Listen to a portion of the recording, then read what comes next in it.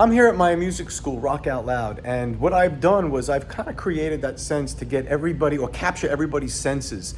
Senses like the five senses. There's touch, there's smell, there's hearing, there's seeing, there's tasting, right? So we try to capture all that. But the first thing that we do, which a lot of people don't even realize, is there's a little sensor up there, right underneath the exit sign. So when a child walks in, this is what they experience.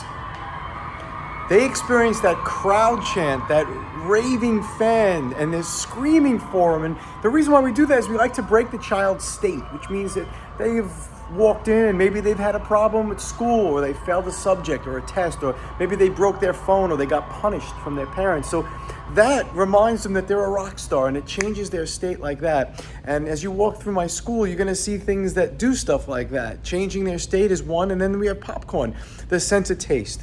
What I like to do is provide a sense of taste, because I wanna touch on all those tastes, and what better way to do it is then a sense of, the tasting and eating the popcorn.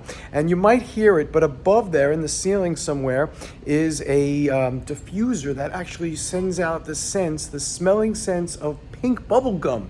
I mean, that's the whole idea of, attracting kids, is the smell of pink bubble gum. So when they hear the sound of the audience and they smell and taste the popcorn and they smell the pink bubble gum, I mean, we're focusing on all of their senses. And of course, there's the hearing sense, which is the music that they're going to learn, as well as the sense of touch, which is playing an instrument.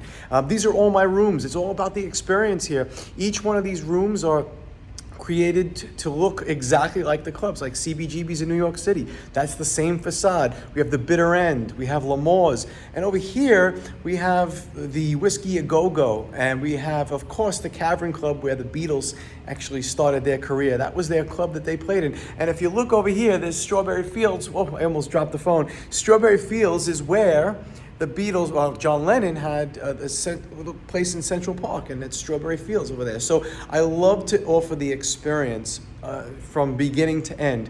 And that goes back to my unique selling proposition. People don't have to hear me say how different we are. All they need to do is actually look around. I mean, look around at what they see. They see an amazing facility that's got these facades of famous clubs. So when there's a child who's going to learn how to play, it's like, you're going to learn how to play the CBGBs. You're going to be playing the Bitter End. And that's the same facade that we want them to experience, that we experience as musicians as well. And of course, we have those retro music recording studio here, which behind there is a full recording studio, but we offer the entire experience. So you could walk through this entire school without having anybody show you that it's all about the experience. Does your unique selling proposition need you to be part of it? Do you need to explain to people what you do different? Do you need to show people what you do different? Or does your facility, the place where you work, the place that you own, your business, does that show you what you're all about to your consumer, your customer that's coming in, without you explaining? So that's what this is all about. Knowing your unique selling proposition is one thing, but can it speak for itself? That's another thing. Just something to think about.